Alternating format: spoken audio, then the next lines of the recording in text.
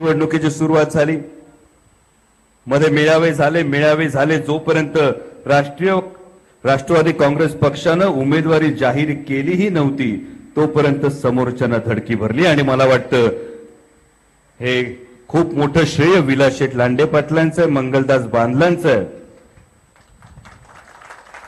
मी त्या जनतेचा प्रतिनिधी म्हणून बोलतोय की जी जनता बैलगाडा शर्यत कधी सुरू होणार याची वाट बघत उभी होती, आश्वासनावर आश्वासनं दिली जात होती।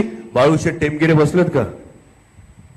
आमच्या बाळू टेमगिरेंसारखा जो अनाउन्सिंगचा आवाज आहे तो ताटकळत बसला होता, कधीतरी आवाज यायचा बाकी होता। झाली बिर फळी फोड होणार या सगळ्याचा बोलतोय।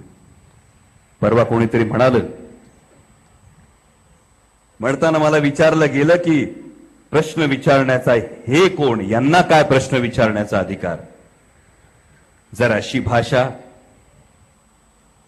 अशी हवा लागली असेल तर प्रामाणिकपणे हात जोडून सांगतो, महोदय ही लोकशाही आहे, इथं राजा जनता जनार्दन आहे। ही जनता निवडून देते आणि जनताच काय घ्यायचा तो निर्णय घेते।